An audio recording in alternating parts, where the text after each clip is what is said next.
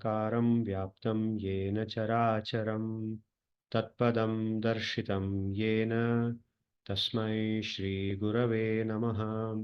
पञ्चतत्त्वात्मकं कृष्णं भक्तरूपस्वरूपकं भक्तावतारं भक्ताख्यं नमामि भक्तशक्तिकं। नमः पङ्कजनाभाय नमः पङ्कजमालिने नमः पङ्कजनेत्राय नमस्ते पङ्कजाङ्घ्रये। कृष्णाय वासुदेवाय देवकीनन्दनाय च नन्दगोपकुमाराय गोविन्दाय नमो नमः। वसुदेवसुतं देवं कंसचाणूरमर्दनं देवकी परमानन्दं कृष्णं वन्दे जगद्गुरुम्। हरे कृष्ण कृष्ण कृष्ण हरे हरे, हरे राम राम राम हरे हरे, हरे कृष्ण कृष्ण कृष्ण हरे हरे, हरे राम राम राम हरे हरे, हरे कृष्ण कृष्ण कृष्ण हरे हरे, हरे राम राम राम हरे हरे। सर्वेभ्यो नमः। सर्वेषां कृते स्वागतम्. Welcome to everyone. Today we will be starting the 13th chapter of Bhagavad Gita. We have completed now the first 12 chapters. The Bhagavad Gita as a whole is divided into 3 parts, each having 6 chapters. The first 6 chapters are predominantly focused on Karma Yoga, Nishkama Karma Yoga. The middle 6 chapters are predominantly focused on Bhakti or Bhakti Yoga. And the last 6 chapters are predominantly focused on Jnana Yoga. So today we are starting the first chapter of the last 6, which is the 13th chapter. And the 13th chapter introduces some of the basic elements pertaining to the pursuit of Jnana Yoga. Of course, whatever is given here is also relevant to Bhakti. So it is not exclusively for Jnana Yoga, but when somebody takes the path of Jnana Yoga, then they go into these concepts in more detail and they contemplate on them. So let's now go into the 13th chapter. The 13th chapter begins like this. Arjuna asks a question. Arjuna uvacha prakritim purusham chaiva kshetram kshetrajnam cha etat veditumicchami jnanam jneyam cha keshava. Arjuna uvacha prakritim purusham chaiva kshetram kshetrajnam cha etat veditumicchami jnanam jneyam cha keshava. So Arjuna asks this question that, O Keshava, O Krishna, I wish to know from you. Etat veditum ichchami. Veditum means to know. Aham ichchami. I wish to know from you the meanings of these terms. So Arjuna lists 6 different terms and he asks Krishna that please tell me, I want to know what these terms mean. Okay, so what are those 6 terms? Prakriti. First is Prakriti. What does Prakriti mean? The second is Purusha. What does Purusha mean? The third is Kshetra. What is this meaning of Kshetra? Then Kshetrajna, the fourth term, and Jnana. Jnana and Jneya. You see here Jneya. So 6 terms. Prakriti, Purusha, Kshetra, Kshetrajna, Jnana and Jneya. So, O Krishna, what do these 6 terms mean? I wish to understand them. So Arjuna asks this, and the rest of this chapter is devoted to Krishna explaining the meanings of these 6 terms and why they are relevant. Why is it important to know them? So this is the English translation. Arjuna said, O Keshava, I wish to understand the terms Prakriti, Purusha, Kshetra, Kshetrajna, Jnana and Jneya. Now you will notice that I have numbered this shloka as number 0. So you may want to know, why is it numbered 0? Shouldn't it be numbered 1? The reason is that this shloka is not present in all the editions of Gita in India. Only in some editions it is present. In the edition in Bengal and Odisha, on which Sri Vishwanath Chakravarti and Baladev Vidyabhushan have commented, this shloka is present. It is also acknowledged by Radhakrishnan, president, our former president, who wrote an English commentary on the Bhagavad Gita. So he also includes this shloka and he explains that all the editions of Gita don't include this. Similarly, in the edition by Madhvacharya of Udupi, this shloka is included. So the other edition, which does not have this particular shloka, has all the other shlokas, and that adds up to 700 shlokas in all. Now, if this shloka is also included, it becomes 701 shlokas in the Gita. So, in order to keep consistency with the numbering used in the other edition also, I have numbered this as 0. So the next shloka onwards, it is numbered 1, which is the same as in the other edition as well. So going forward, let us see how Sri Bhagavan responds to this. Sri Bhagavan uvacha idam shariram kaunteya kshetram ityabhidhiyate etadyo vettitam prahuhu kshetrajna iti tam vidah. Sri Bhagavan uvacha idam shariram kaunteya kshetram ityabhidhiyate etadyo vettitam prahuhu kshetrajna iti tadvidah. So Sri Bhagavan says, O Arjuna, this body that we have now, this material body, idam shariram, this material body, kshetram iti abhidhiyate. It is known as kshetra. This body is known as kshetra. And then he says, etad yo veti tam prahuhu kshetrajnaha iti tadvidaha. Tadvidaha means kshetra vidaha, those who know the kshetra. Okay, those who have understood what I mean by the kshetra. What do they say? They say that a person who knows this, a person who knows the kshetra, should be called a kshetrajna. Kshetrajna means one who knows the kshetra, one who understands the kshetra. So Bhagavan is basically introducing the two terms kshetra and kshetrajna in this shloka. He says that this body is called the kshetra, and one who knows this body, one who understands this body as it is, he is the kshetrajna.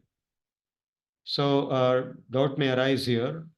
Well, you told that this body is the kshetra, and what is there to understand in this body? Everybody has a body, and so many people know about it.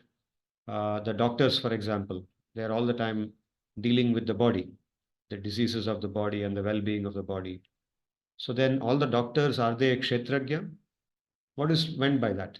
And anybody else, like for example, people who do fitness, they go to the gym and they are building the body. So many people know about their body. People in the fashion industry are all the time focused on their body. The film actors are focused on their body. Even ordinary people, they think a lot about their body and they know their body very well, right? They know all the parts in the body and everything. So is that the meaning of kshetrajna, knowing the body well? No, that is not the meaning, right? There is a very specific meaning of the word kshetra and the word kshetrajna in the Bhagavad Gita. And in this shloka, he is just introducing by saying the body is called the kshetra, but he has much more to tell about it. So that will come in the subsequent shlokas. We will look at them. The translation of this shloka in English would be, Sri Bhagavan said, O Kaunteya, son of Kunti, this material body is known as kshetra. Those who understand it refer to a person who also understands it as kshetrajna, a knower of the material body as kshetra. So we will go forward and see in more detail what this really means. I will chant the shloka once more. Sri Bhagavan uvacha idam shariram kaunteya kshetram mityabhidhiyate etadyo vettitam prahuhu kshetrajna iti tadvidah. Kshetrajnam chapi mam vidhi sarvakshetreshu bharata kshetra kshetrajnayor jnanam yattad jnanam matam mama kshetrajnam chapi mam vidhi sarvakshetreshu bharata kshetra kshetrajnayor jnanam yattad jnanam matam mama. So now Sri Bhagavan goes to the next point. He says, O Bharata. Okay, Arjuna is also called Bharata. In the previous shloka, he was called Kaunteya, son of Kunti. Bharata means his ancestor was Bharata. So he is a descendant of Bharata. So he says, Kshetragyam cha api mam vidhi. Mam means me. Krishna is referring to himself. He says, know that I am also the Kshetrajna. Sarva kshetreshu bharata means I am the kshetrajna, means the one who knows the kshetra in all the bodies. Okay. So in the previous shloka, he said, know that this body is called the kshetra, and the one who knows this body is called the kshetragya. So there he was referring to the individual jivatma. In every body, there is one jivatma, that is the living being, we. Each of us has this body and we live in our body. So we are eligible to become the kshetragya of our own bodies. We can know our body, right? So what he means by that we will see. But first of all, he is referring to the kshetragya as the jivatma. And this was in the previous shloka. But now in this shloka he says, kshetragyam chapi mam vidhi.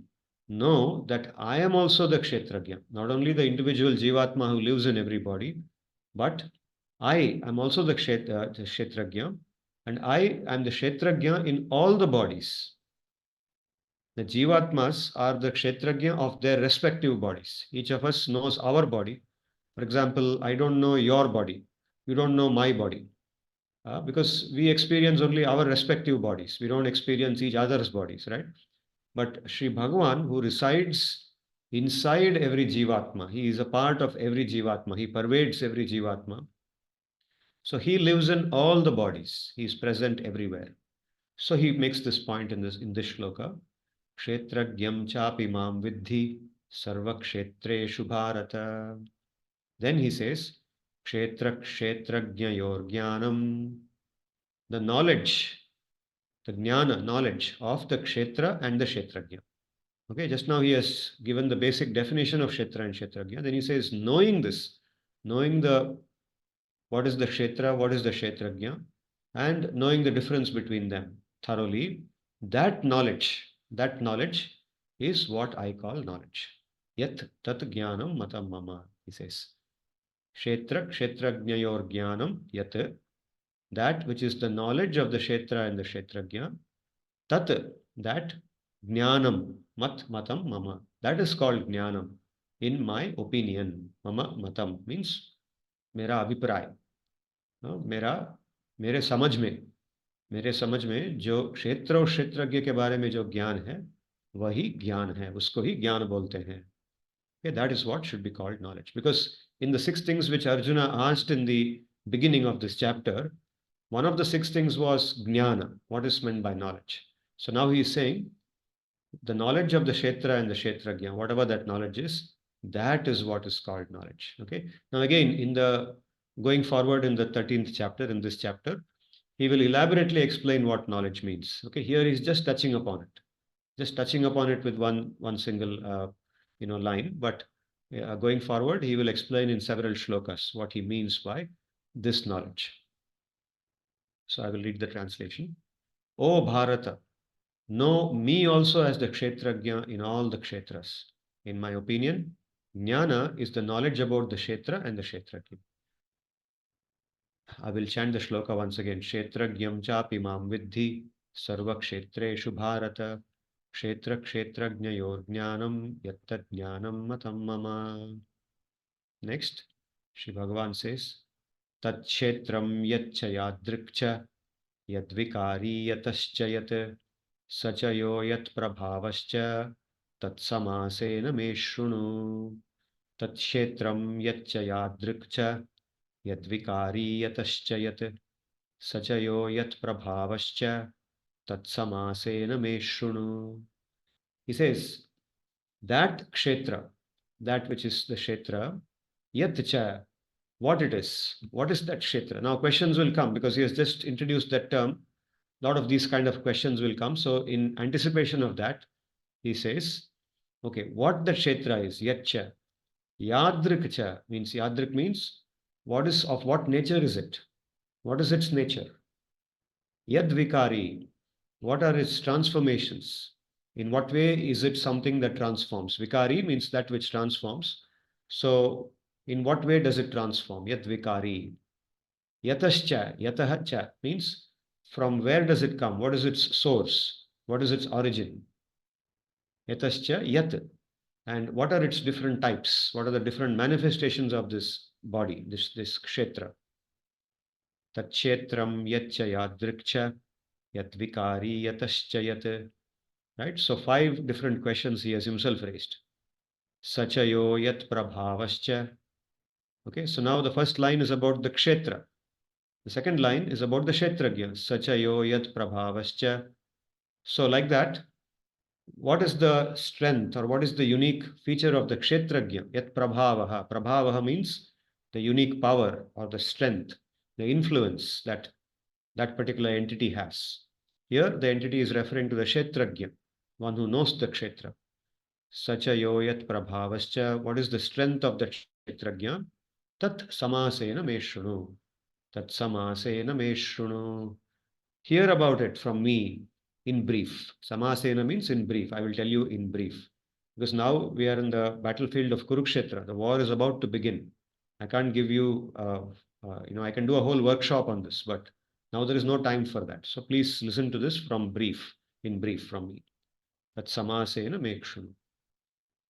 So the translation will be, now listen to me as I describe in brief what that kshetra is, what its nature is, what its transformations are, how it comes into existence, and what its manifestations are, as well as who the kshetrajna is and what his strengths and capabilities are.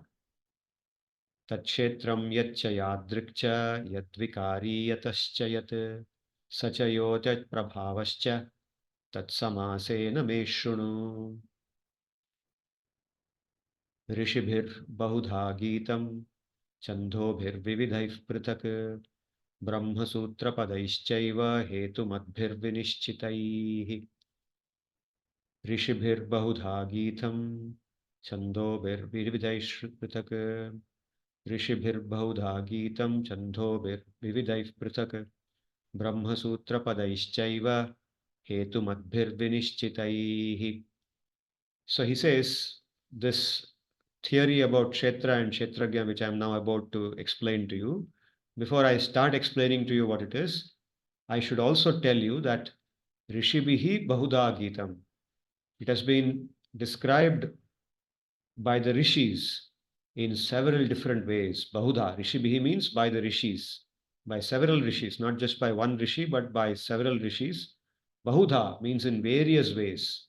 Gitam has been sung or has been described, has been praised by so many different rishis. And Chandobir Vividhai Prithak, not only by rishis but also by the Vedas. Chandas here refers to the Veda. Chandobhi means by the four Vedas, right? Or the different portions of the Vedas, the different stanzas in the Vedas. So Chandobhi Vividhaihi Prithak means in different ways. In Prithak means different, separate ways. Vividhaihi, in a variety. Vividham means variety. In a variety of ways, the Kshetra and the Kshetrajna have been described. So the Rishis have described this in many different ways, and the Vedas also have described this in a variety of ways. Similarly, Brahma Sutra Padaishchaiva Hetumadbhir Vinishchitaihi. And likewise, Brahma Sutram. Brahma Sutra refers to the set of small aphorisms. A sutram in our Sanskriti means an aphorism, a short statement with just a few words. Like among the Brahma Sutra, the very first Brahma Sutra is Athato Brahma Jigyasa.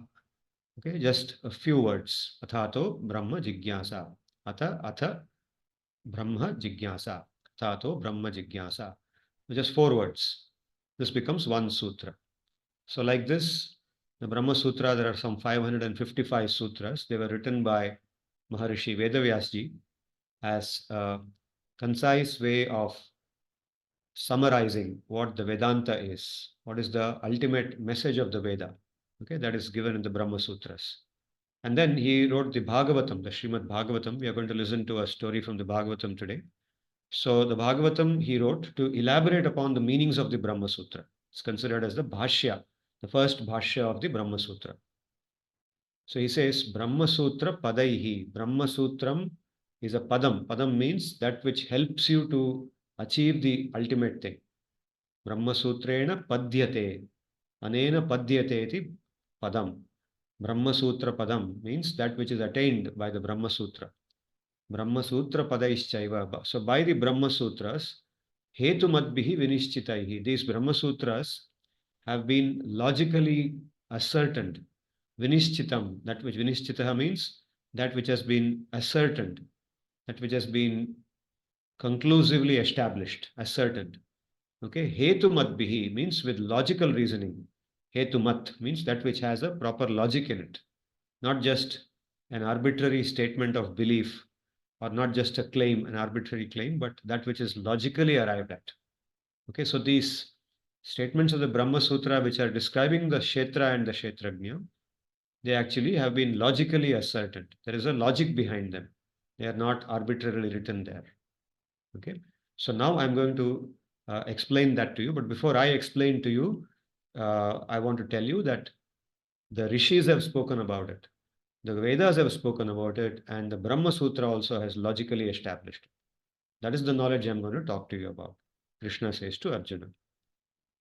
The translation: this has been sung, described by several rishis as well as the Vedas in a variety of different ways and logically ascertained by the Brahma Sutras.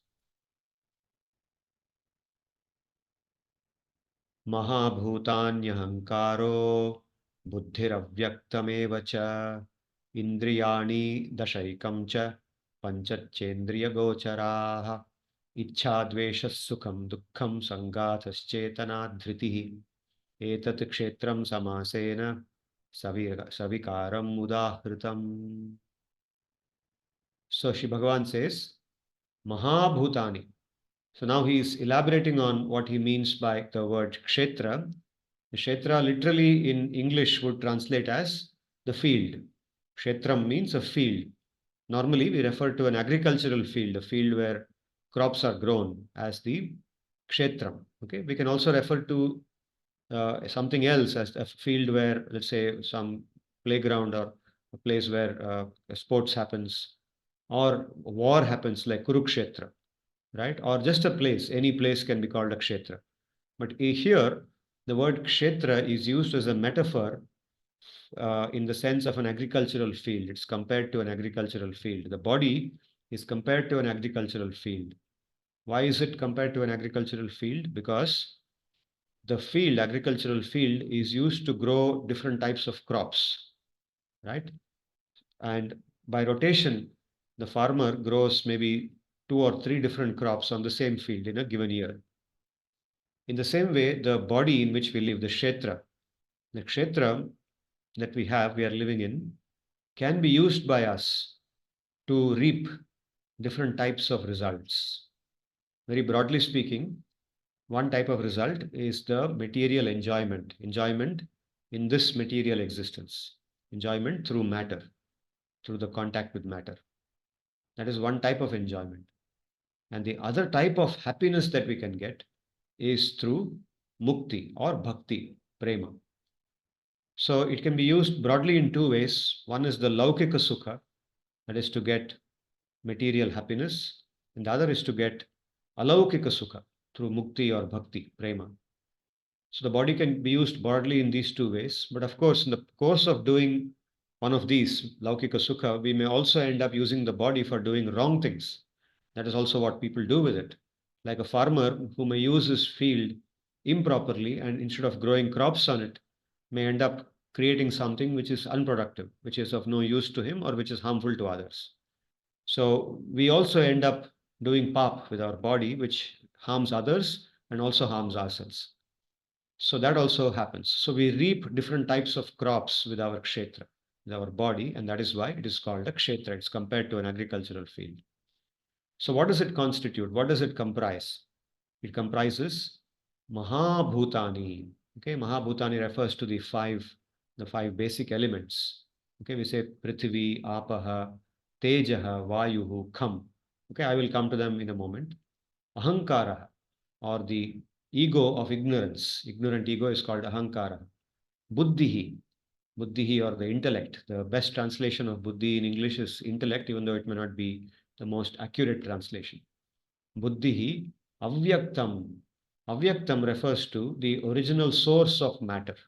You see, when material creation happens, matter exists in a very, very subtle form, invisible, subtle form. And slowly, as it comes in contact with the Purusha, Purusha means the living being, like we or Bhagavan, through contact with the Purusha, Prakriti transforms into a more gross and tangible element. Okay, I will come to that also in a moment. So the most subtle form of Prakriti is called Avyakta. It's also called Pradhana, Prakriti Pradhan. So Mahabhutanyahankaro, Buddhiravyaktamevacha, all these are a part of Kshetra. But not only these, Indriyani Dashaikam cha, Indriyani, the senses. So we have two types of Indriyani, Karmendriyani, Jnanendriyani. Okay, so what they are, what are the five Karmendriyani and what the five Jnanendriyani are, I'll come to. So 10 of them, 10 Indriyani, Dasha plus Ekam, Dasha Ekam cha. Dasha Ekam, Indriyani Dasha, then Ekam cha means one more thing that is called the mind, Manaha. Okay, so he doesn't list it explicitly as Manaha, but it's understood along with the Indriyani, the Manaha which controls the Indriyani, which controls the senses, mind. So Manaha, Dashaikam cha, 11. Okay, 10 plus 1, 11. Pancha cha Indriya Gocharaha. Indriya Gocharaha means Indriya Vishayaha, the objects of the senses. With the senses that we have, what do we cognize? For example, the sound with our ears, the taste with our sense of taste, right? Similarly, sight with our sense of vision. So these are called the objects of the senses, the pancha indriya vishayaha. So pancha indriya gocharaha, ichha dvesha sukham dukkham, sanghatas chetana dhritihi. Ichha means want, desire, the experience or the feeling of desire. Dvesha, the feeling of hatred. Sukham, the feeling of happiness, desirable happiness. Undesirable, dukkham, is misery. Sanghata means their accumulation of all of these things that I have told so far. Chetana, consciousness. Dhritihi, the resolution. Okay, so all of these things listed here, Ichha, Dvesha, Sukham, Dukkham, Chetana, Dhritihi, all of these are transformations of the mind. They are experienced in the mind. Although Ichha and Dvesha basically, and similarly Sukha, Dukkha, these are all properties of the Atma, basically. Chetana also. So all of these are actually properties of the Atma. They originate in the Atma, the Jivatma, the living being. But here, when we are talking about them as a part of the Kshetra, then what Sri Bhagavan is referring to is how they are experienced in the mind. Because in our material existence, we are not conscious of our real self as the Atma. We don't have the awareness of ourself as the Atma. So, Ichha from our own self, that we are not able to directly experience. We experience it through the through the medium of the mind. The mind is acting like a medium. Okay, earlier also I've given this analogy of how, let's say, there are telecommunication signals, electromagnetic signals in space, but we can't cognize them, we can't see them. But if we have an electronic device like a mobile phone or a tablet or a television, then through these electronic devices, we are able to see the effect of those telecom signals in the form of light or sound. Light and sound come together in different ways and they help us to see the presence of those telecom signals. We cannot directly see them. In the same way, even though Ichha, Dvesh, etc. are present in us, Sukha, Dukkha, they are present in us, we are not able to cognize them. We are able to see them only through the mind. The mind is the medium through which we see them. And therefore, here they are talked about as transformations of the mind. And so they are a part of the kshetra. Because of that, they are a part of the kshetra.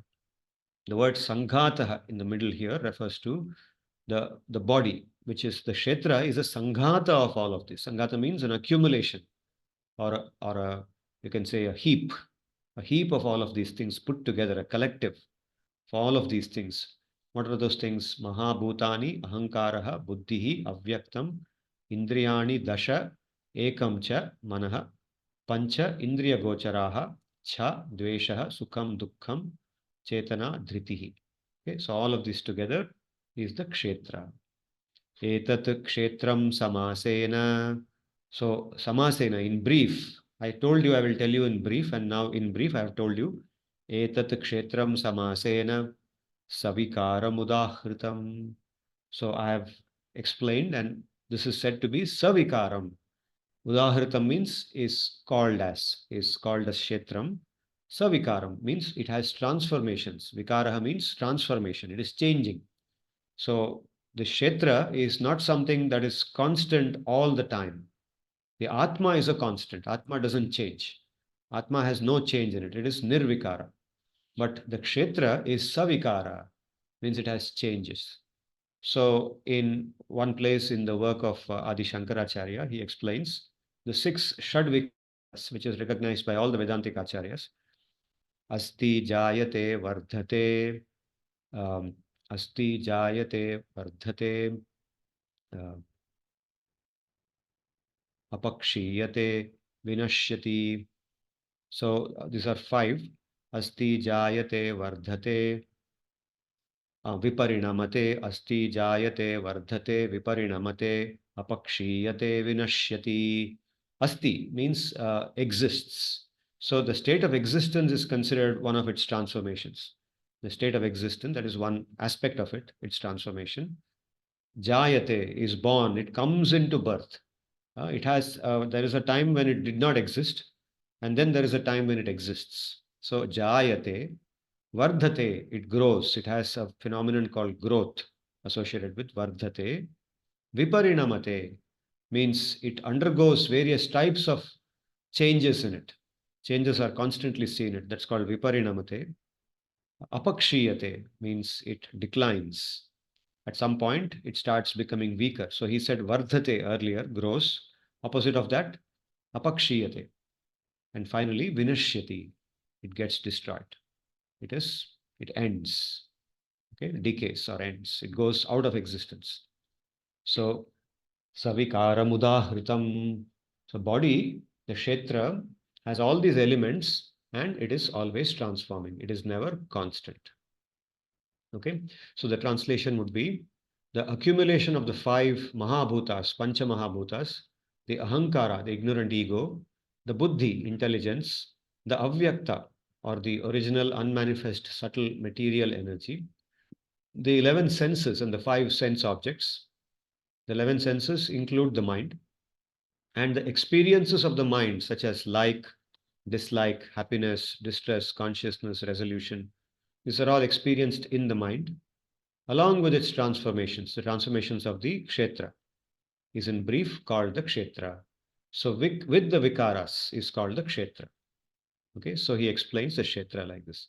And now I have sort of created a table which shows you how these material elements can be laid out and identified as distinct elements.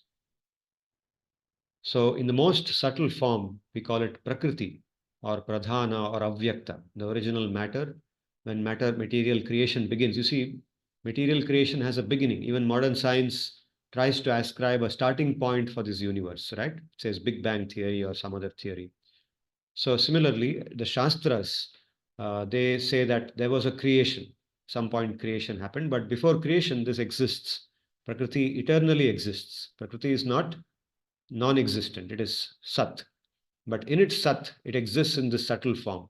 It's always in this subtle form. When Purusha comes in contact with it, Bhagavan's Icha is there, and the Jivatma's Icha also is there. So this makes this Prakriti into more gross forms, transforms it. So one of the early stages of transformation, it's called the Mahat Tattva, where it exists as one uh, collective, undifferentiated collective.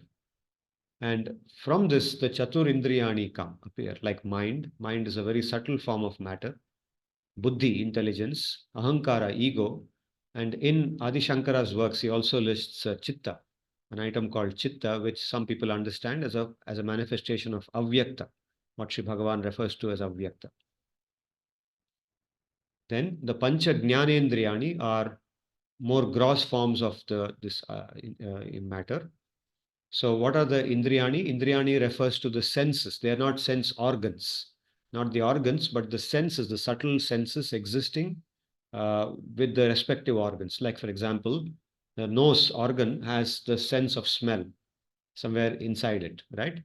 So grana refers to granam, means the sense of smell, the ability, the the potency in us with which we can cognize smell.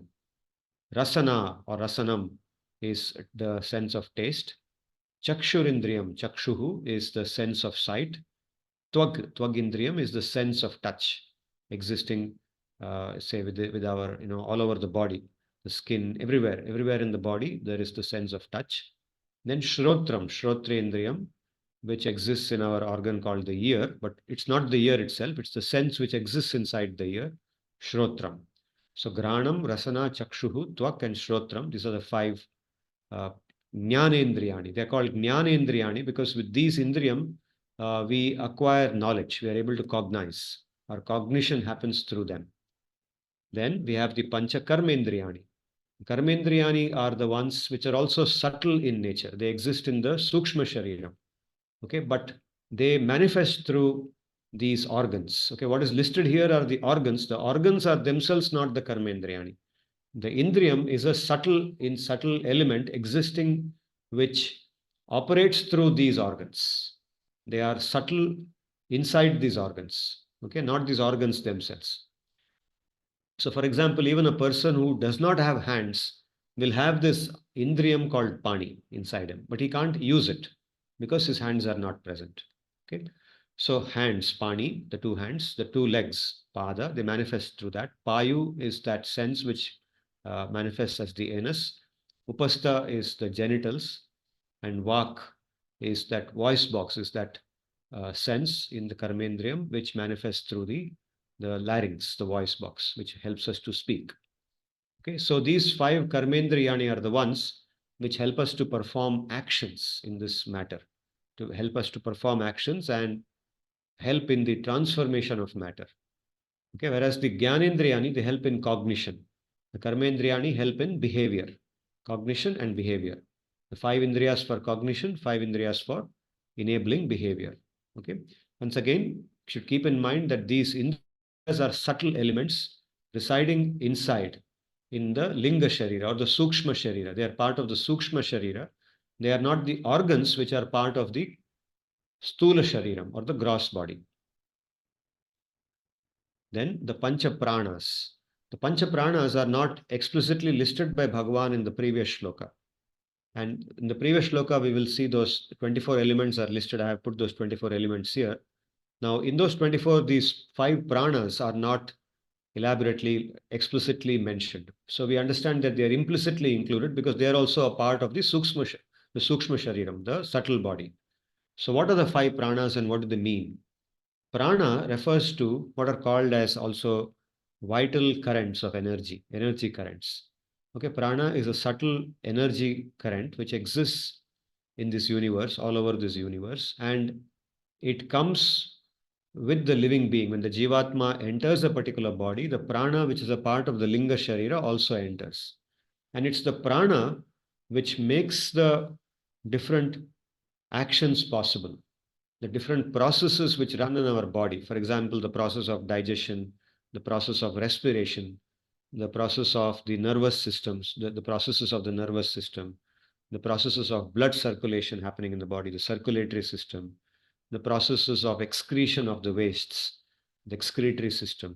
You see, in biology, we call this all these systems, right? Now, if all those systems have to work properly, these prana have to work properly. These prana are the enablers of those systems, all those systems. So when these five pranas, which are called the prana, the first of the five pranas is also called prana. And then we have udana, vyana, samana, and apana. Okay, the prana is the most basic one. It enables the respiratory function. It goes in and out of the body. Okay, so when we talk about pranayama, in the process of Ashtanga Yoga, there is pranayama, and today it's a commercial, business, big business pranayama. So pranayama means basically regulation of the prana, the movement of the breath inside and outside of the body, movement of this particular vital current. So prana here does not refer to that physical oxygen or the air. Air consists of not only oxygen but carbon dioxide and so many other gases. Whatever gas is present in the air will also go in and out. So it does not directly refer to that. It refers to the subtle currents which are going with that air, the subtle elements which cannot be tangibly felt, but which can be experienced through the consciousness. So prana goes in and out And by its regulation, the other pranas, the other four pranas, by the regulation of the first one, the other four pranas also get regulated. Their movement and operation in the body also gets managed or gets controlled or regulated. Okay, it gets disciplined. And by disciplining them properly in the way in which they are meant to be disciplined, the body's organic functions, all the organs in the body, will function perfectly. All the cleansing will happen. Okay, one of the key functions of the body is the cleansing, which happens through the excretory system and through the skin and so on. So if that has to happen properly, all these pranas have to work properly. Similarly, digestion, similarly, our thinking, our peace of mind. Our peace of mind is a function of the proper functioning of this prana. Prana is functioning properly, then the mind becomes very peaceful. Okay, so these prana are extremely important. And then when we say that, somebody has died, some death has happened, then what do we mean? We also say pran chala gaya. Usme pran nahi hai. Is देह में प्राण नहीं है, प्राण चला गया. Means these five pranas no longer exist in the body. They have left the body. So the moment they leave the body, nothing in the body will continue to function. All the organs which were just functioning until that moment, they suddenly stop functioning. Okay. So in modern biological science, this is not very clearly explained. Why is it that at one point of time, all of them are functioning? What is driving them? And then just after that, after a few seconds, nothing is functioning. Okay. They will call that point as death. Death has happened. That person has died. Okay, they'll say the time of death. They'll be able to record the exact time of death. Doctors can do all that. They'll feel the pulse. So through feeling the pulse or through looking at the eyes or looking at some other features in the body, they're able to make out that this person has now died. But what exactly happened at death, that is not clearly explained, but that's very clearly explained here. These pranas, they leave the body. So when birth happens, when the jivatma takes a new body in the womb of the mother, the pranas enter the body. And when the pranas enter, the organs in the body start functioning. So as we can understand, the pranas enter the body when the baby is inside the womb of the mother. At that time, they enter the body and the body starts growing. Its growth starts happening with the help of the mother's body. And it becomes bigger and bigger, and the body comes out, and then the pranas become independent of the mother's body. They are now completely functioning and keeping this body alive, right?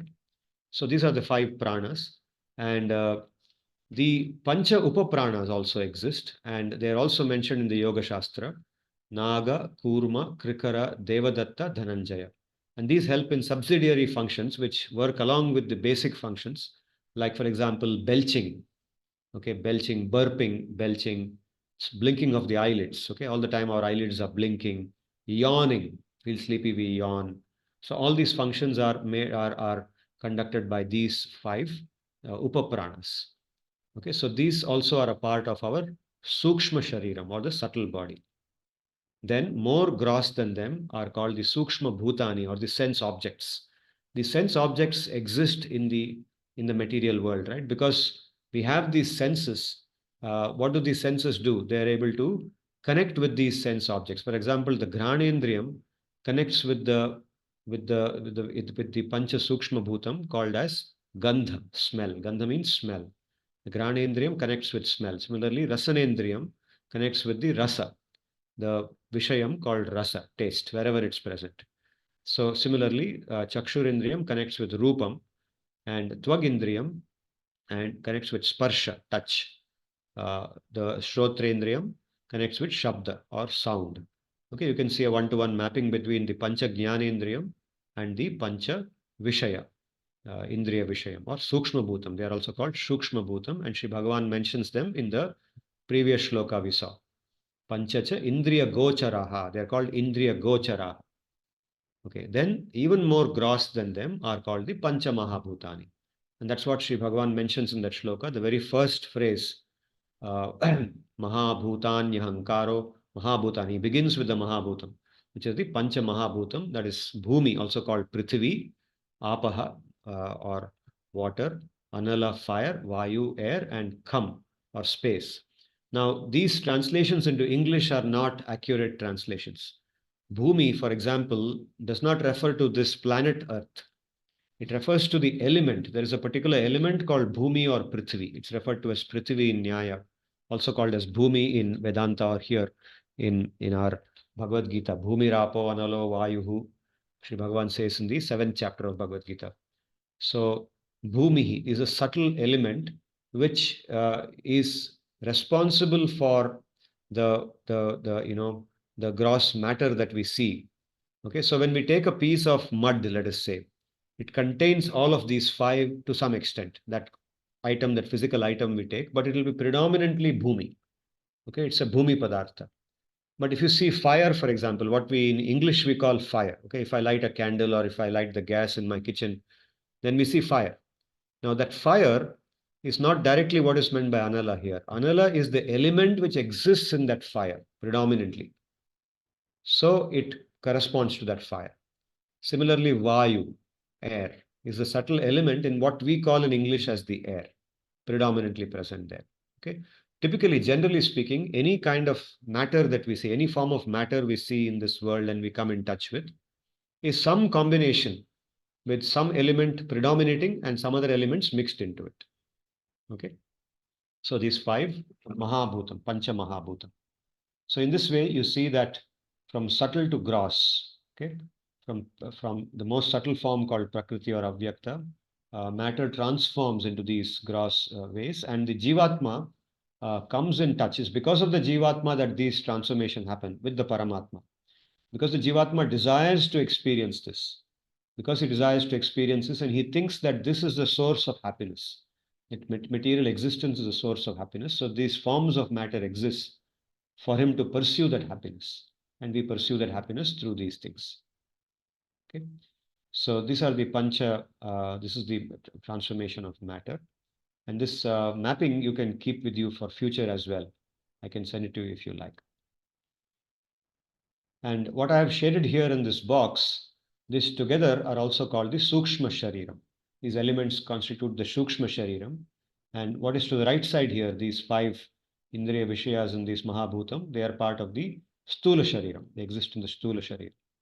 And these are preforms, are forms before the Sukshma Shariram forms, and they become part of what is called the Karana Shariram. In Shankaracharya, Adi Shankara's works, he distinguishes between three bodies: Karana Sharira, Sukshma Sharira, and the Stula Sharira. So you can see that here, the leftmost elements here are part of the Karana Shariram. The ones in the middle are part of the Sukshma Shariram, and the ones to the right side are part of the Stula Shariram, the gross body. Good. So now, summarizing what we learned in the 6 shlokas today, Sri Bhagavan has told us about the kshetra. In the beginning, Arjuna asked Krishna to explain the meanings of 6 terms: Prakriti, Purusha, Kshetra, Kshetrajna, Jnana, and Jnaya, 6 terms, of which now Sri Bhagavan has explained 2 terms: Kshetra and Kshetrajna. Kshetrajna is one who understands the kshetra. And what is meant by Kshetra?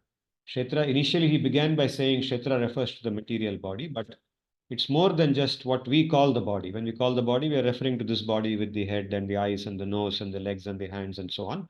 But he doesn't mean just that. He means this elaborate understanding about the constitution, what comprises the Kshetra, and what are their interactions, how do they interact, and what is their significance, etc. That is called the person who knows that, person who understands that properly, a person who fully realizes that is called the Kshetrajna. That is the Kshetrajna. So now in these 6 shlokas, Sri Bhagavan has just completed and explaining the 2 words Kshetra and Kshetrajna. And in the remaining part of the 13th chapter, Sri Bhagavan will explain the other 4 shlokas, other 4 terms, beginning with Jnana. The next thing that he is going to explain is what is meant by the term Jnana. Earlier, he just said that one who understands the knowledge of the knowledge of the Kshetra and the Kshetrajna is what is called as Jnana. But what is meant by that knowledge? That he will elaborate in the next few shlokas in the 13th chapter. And we will see them in the next class. Now, in today's class, I want to go back to what we heard in the last, last session or the last chapter of Bhagavad Gita. We were talking about bhakti, and we said bhakti is the key message of the Bhagavad Gita. Bhagavad Gita ultimately tells that we should practice bhakti yoga. Bhakti yoga is the path to real happiness. It's the path to our discovering our real existence. Okay, and it helps us to become free from this limited material existence that we have, in which we are bound by so many things. We are trapped into so many things with so many misconceptions. So, bhakti frees us from all kinds of misconceptions and takes us into that realm of eternal, happy, blissful existence. So, today I'm going to tell you a story about Ajamila, and this is from the Srimad-Bhagavatam, the Sashta Skandha of Srimad-Bhagavatam, the sixth Skandha of Srimad-Bhagavatam, the first three chapters. They talk about Ajamila, Ajamila Upakhyan, Ajamila story, or Ajamila Katha. So, why is it significant? It's very significant because it highlights the importance of chanting the names, the Harinama Sankirtanam or Harinama Japa, Harinama Shravanam. So that is highlighted by this story. And Harinama Shravanam, as I have told you in the last session also, we heard about the narrative of Haridas Thakur, in which the chanting of the names was his primary activity. He focused so much on that and highlighted the importance of that. And that is also highlighted in Ajamila's story. And that is why I chose this story for today's session. So how does the story begin? Here, it starts with Parikshit, because the Bhagavatam is a narrative between Shukadeva, Shukamuni, and the king Parikshit. So Parikshit asks Shukamuni, he says, please tell me, why is it that people they do pap, even though they know that it is pap, there is something very forceful that makes them do pap. And how can they be free from that? What can free them from this tendency to do pap? Even though they know it is pap, they still go and do pap. They know that they are going to suffer in the future if they do pap, but they're not able to control. For example, there are people who believe in the Shastra, or they have some Shraddha in the Shastra that, if I drink alcohol, for example, it has a bad reaction and it will cause pap and I'll suffer because of that. But when the desire for alcohol comes in the mind, the craving comes, then they are not able to control it. And they go and end up drinking. They will say, I'll just do it one more time. Or only for this last month of my life, I will drink alcohol. Next month onwards, I will leave it. Okay, but despite that commitment, they are not able to leave. So Parikshit asked the question that first, why are they not able to give it up? And secondly, what is it that they can do to give up that craving, that force, which is dragging them again and again into doing papa? What can free them? In response to that, Shukamuni says, I will tell you a story which I heard from the Rishi Agastya, from Agastya Muni long, long back. I heard this from him, and I will share this with you. This will answer your question. So he describes about the story of Ajamila. There was a Brahmana by name Ajamila, and he lived in a place called Kanyakubja.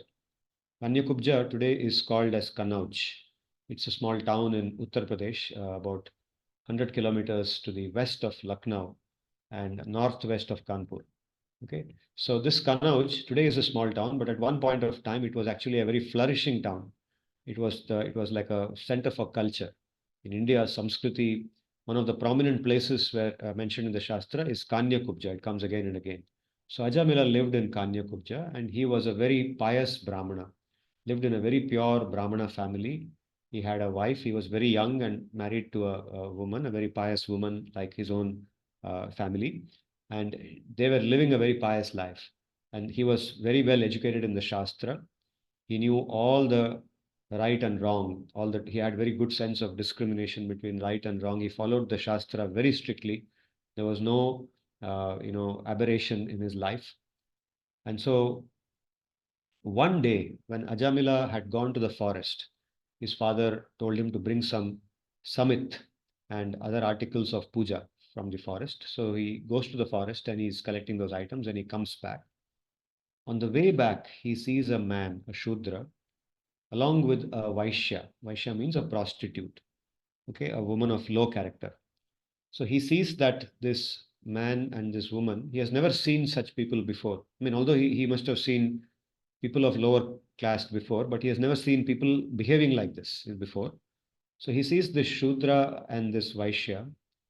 They are intoxicated. They have drunk maybe some kind of alcohol, and they are behaving in a very loose manner. Okay, and he sees that they are dressed in a very loose manner. Their clothes are loose. Some parts of their bodies are exposed very brashly. They are behaving in a manner that no human being is supposed to behave in public. Okay, they are fondling each other. Sometimes they are kissing each other. So he's not never seen that in his life. And when he sees that, he gets shocked and he keeps watching it. And as he watches this, like Sri Bhagavan says in the second chapter of Gita, Dhyayato Vishayan Pumsaha Sangasteshu Pajayate. When one contemplates on the objects of the senses, then one develops an attachment to them. Sangasteshu Pajayate. One becomes attached to them. So that is how, actually, in today's world, you will see that the business world today depends heavily on this for its marketing. To sell a product, especially food products or other products associated with sensual pleasures, like perfumes or contraceptives or anything that helps us to get sensual pleasure directly. All these products, they are marketed in a unique manner. You'll see that they put actors or models who perform actions as if they are deriving pleasure from those items. It could be food items. They'll show a person, like you see the Swiggy ad. They show a person receiving a gulab jamun from some Swiggy delivery boy. And that gulab jamun is so tempting that he doesn't wait for the boy to go also. Right in front of him, he takes it out of the box and puts it in his mouth. Right? And he then displays an expression on his face of extreme pleasure from that gulab jamun. That's all it is. That gulab jamun is such a simple thing, but the ad makes one feel that one should immediately order some that gulab jamun or some such food through Swiggy, because Swiggy is the one that's doing that ad. So Swiggy then traps our mind by showing that ad. It makes us do something by which it will make a profit out of us, engages us in some sensual pleasure. Okay, so I just gave an example, and you can think of hundreds of other examples of advertisements like that. So dhyayato vishayan pumsaha sangasteshu pajayate. Ajamila sees uh, this action by these things. And today, if you go to Jubilee Park right next to our campus, you will see a lot more of this kind of stuff happening there. Of course, please don't go and so see it. It's not worth seeing. So Ajamila sees this and his mind is completely, shocked, and he's sort of doesn't know how to make sense of it. He comes back to his house, but after coming back, he's a different person. His mind keeps going back to that, and he wants to know what is it that they were experiencing. What kind of happiness is that? They seemed to be so happy. They were enjoying. There was so much enjoyment in them. So thinking like that, he goes and connects with that woman. Okay, he wants to see that woman again. So he goes and finds her and he starts associating with her. And as he associates with her, all his good qualities go away. He gets rid of his wife eventually. He leaves his family and he goes and stays with her. He starts spending all his money, his and intelligence, his activities. He starts working for her. And now he can no longer operate like a Brahmana, because after all, she's a prostitute. And what does she want? Whatever she wants, he provides her. He provides her all the happiness that she wants.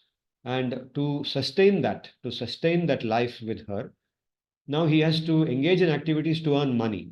And how will he earn money? Because he no longer has his Brahminical quality left with him, and he can no longer go back and perform the activities of a Brahmana. So he has to resort to other means. So he engages in a lot of papa karma. He goes and starts robbing. He goes and tells lies to people and cheats them and takes away their money. He borrows money from people, bluffing to them that he will return after some time. He goes and stops people on the way in the night, robs them. He becomes a dacoit. He robs them, kills them, takes away their money, and brings it home to his prostitute. So his wife, now the prostitute wife, becomes his center, and through her he gets enormous amount of sensual pleasure, and he sustains that life with all these illegal activities. Then what happens? He becomes old over time. He has 10 children through her. Over time, he has 10 children, and he goes on having child after child after child, so that when he is eventually at the age of 88 years, when he is old and his body is collapsing, even at that age, he has a child who is just 4 years of age. He has been indulging with her so much that at the age of 88, he has a child who is just 4 years of age. But what has happened now? By now, his senses and organs have become so weak that the only thing that he can do is to play with that little child.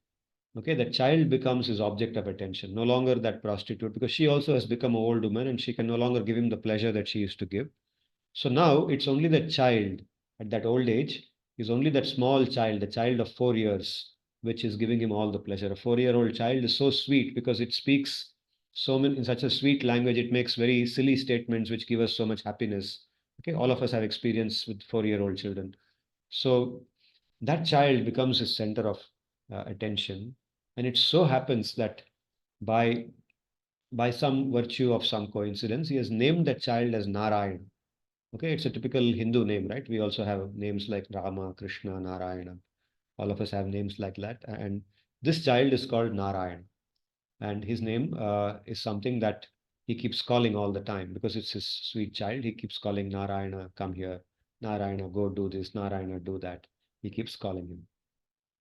So at that point of time, it's time for him to die. His body has lived its life, and his life has now been filled with so much pap.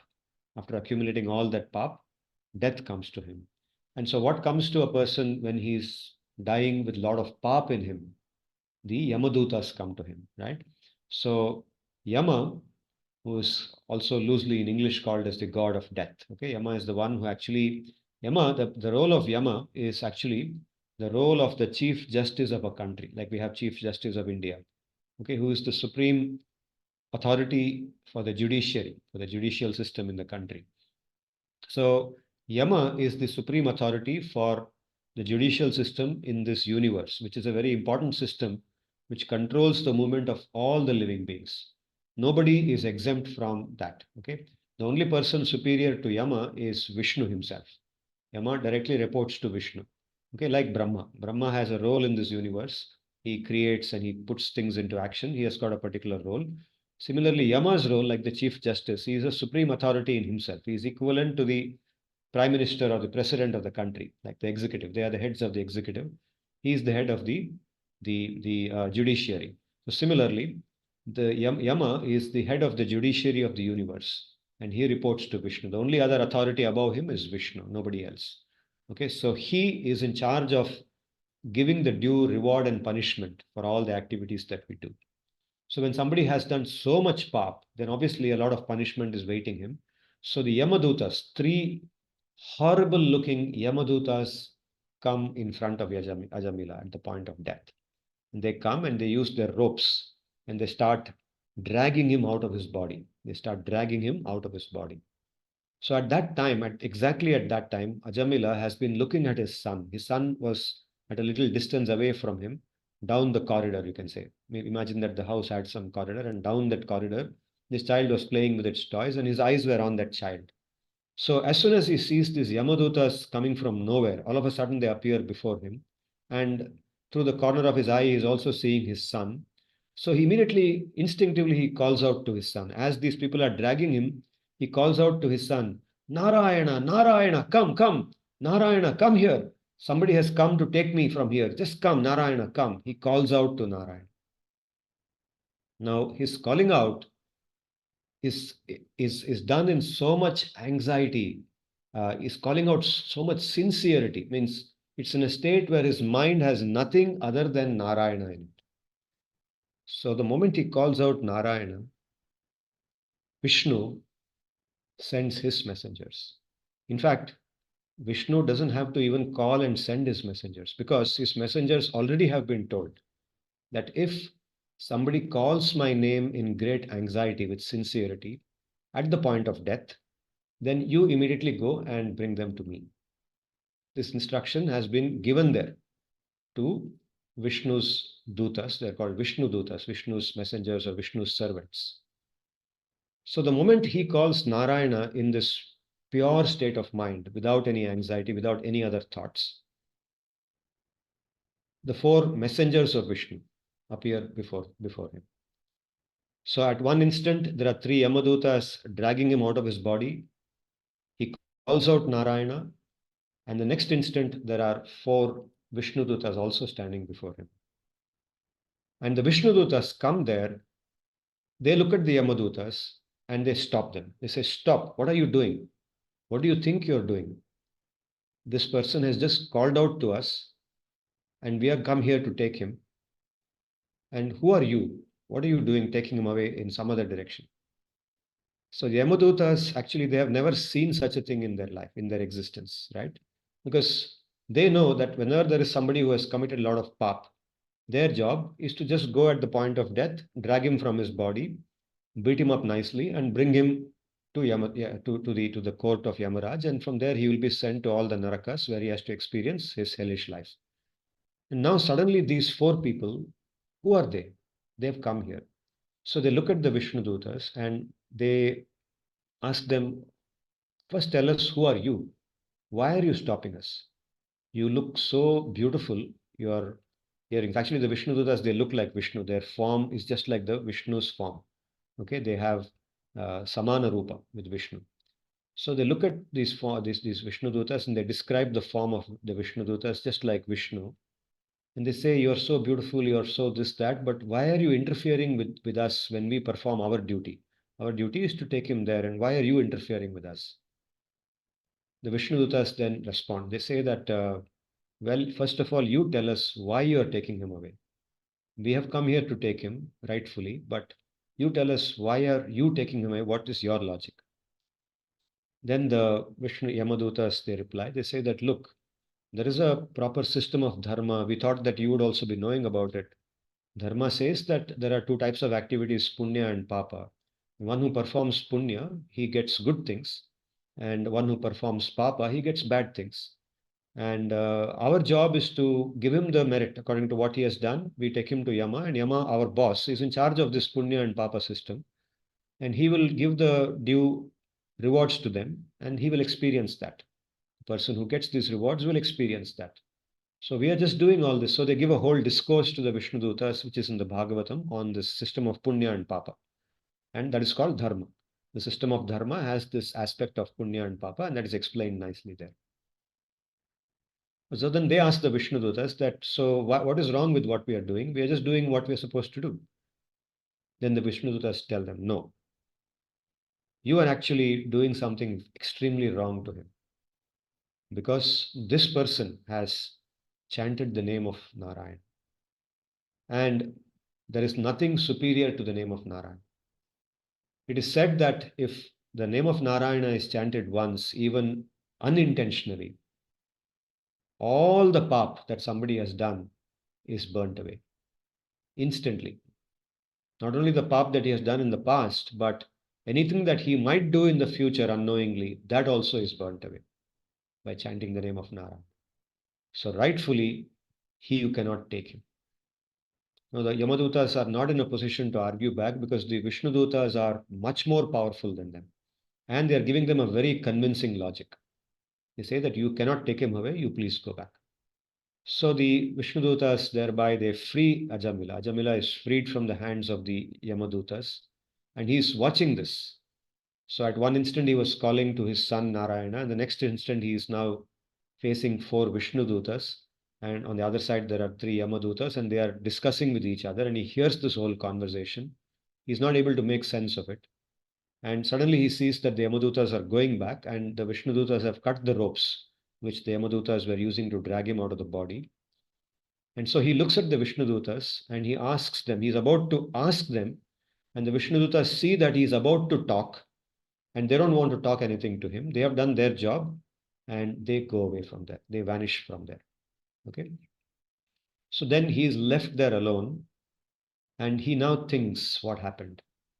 So he reflects on what happened and he realizes. So all this actually happens because of the influence of the Vishnudutas, because of their presence and seeing their beauty.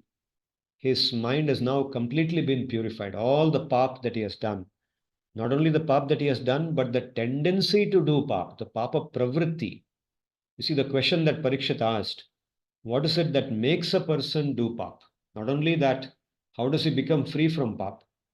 But what is it that makes a person do pap? Otherwise, it becomes like an elephant which takes bath. If an elephant goes to the lake and takes a bath, what happens? While taking the bath, the elephant's body becomes clean.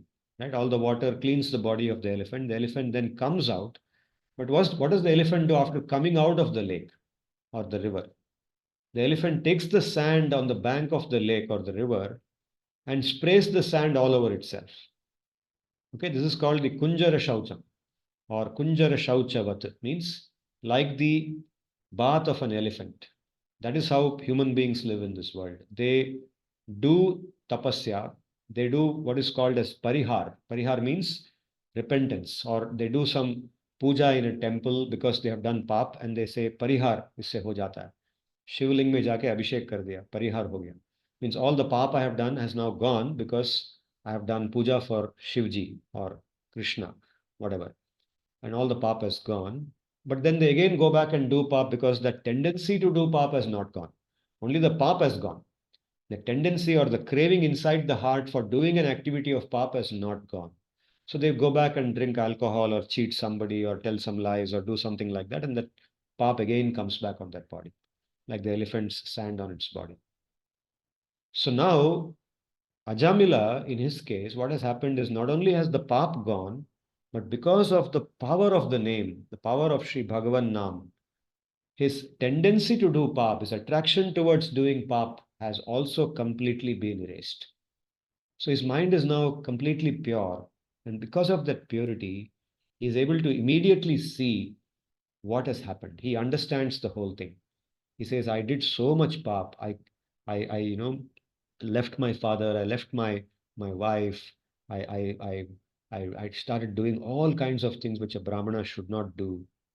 And I have harmed so many people in my life. For that suffering, I had to face these Yamadutas.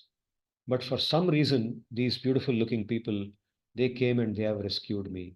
Now I'm not going to do anything wrong further in my life. So what he does is he goes to Haridwar. He leaves Kannauj. And the Bhagavatam says he goes to the place called Haridwar. So all these places existed at that time also. He goes to Haridwar and he performs bhakti. He sits there, he does yoga, the Ashtanga yoga process in which he practices bhakti through that process.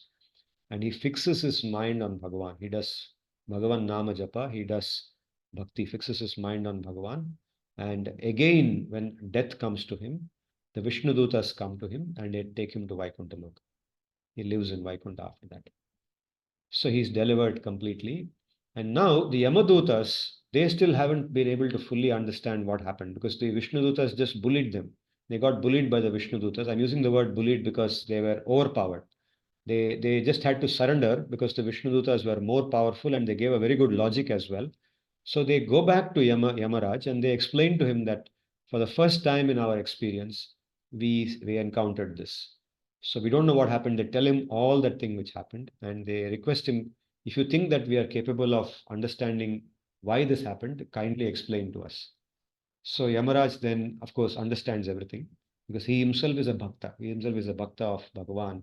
We know in the Mahabharata that Yamaraj comes in two forms in the Mahabharata. One as Vidura and one as Yudhishthira, right? They are both his amshas.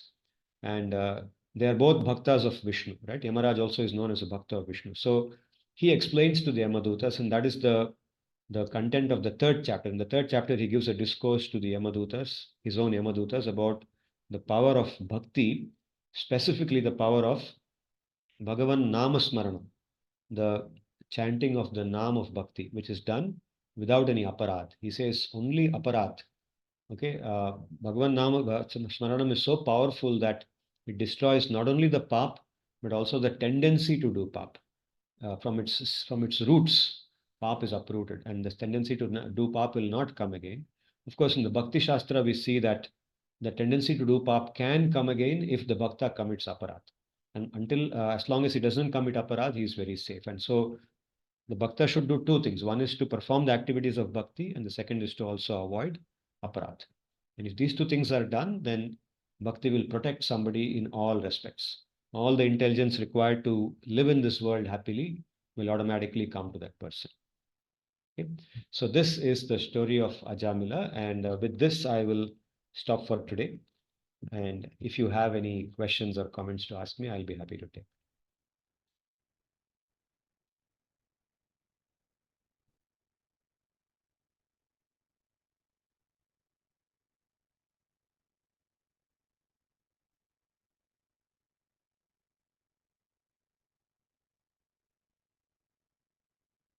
I've spoken for a long while today.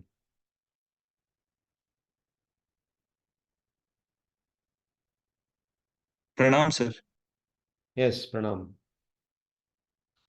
Sir, I just wanted to say that the Bhagavad Katha adds rasa or beauty to the session. So I really like the story, sir. Thank you.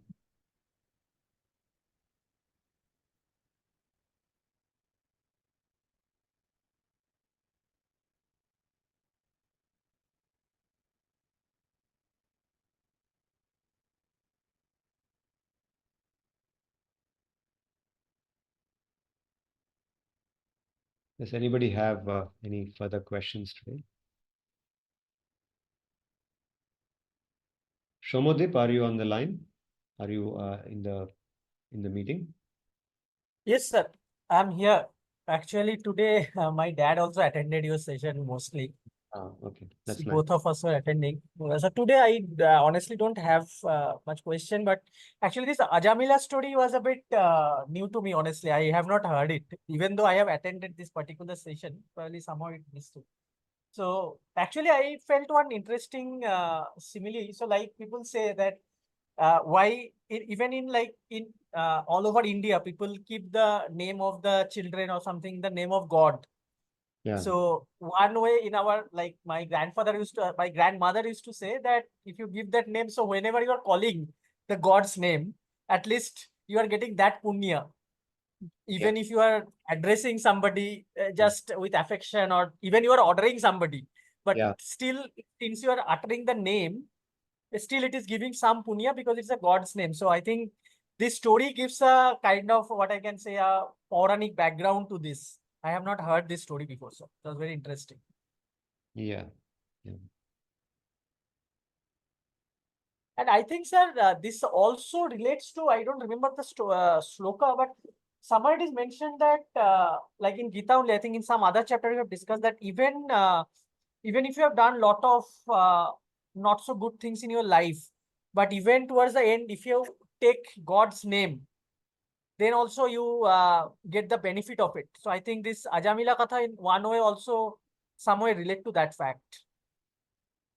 Yes. Yes. What is to be noted here is that Ajamila chants the name in anxiety, and at that time of chanting, his mind is free from any false desire. He doesn't have any desire for material enjoyment as he is chanting that name. He is only chanting for his own protection. He is taking refuge in that name. Right? Even though his intention was not calling out to Vishnu, he was not calling out to Vishnu, he was only calling out to his son. Even then, that's called namabhas. Namabhas means when the nam is chanted without intending to refer to Vishnu or Krishna. It is chanted indirectly. It's indirectly referring to him, but directly referring to something else.